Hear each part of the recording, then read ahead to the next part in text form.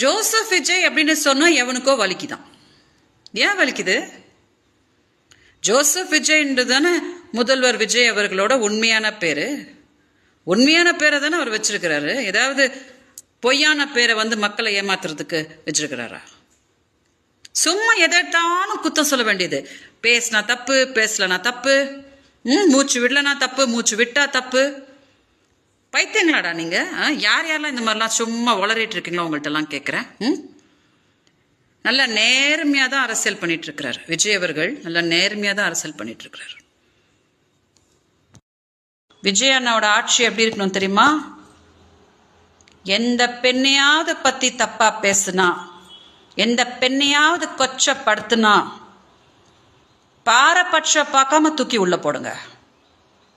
முட்டிக்கு முட்டி தட்டுனா இன்னொரு வாட்டி அந்த பெண்ணை பத்தி தப்பா பேசக்கூடாதுன்ற பயம் ஆட்டோமேட்டிக்கா வந்துடணும். அப்படி பண்ணாதான் மக்கள் அண்ணா மேல வச்சிருக்கிற நம்பிக்கைக்கு ஒரு மதிப்பு இருக்கும்.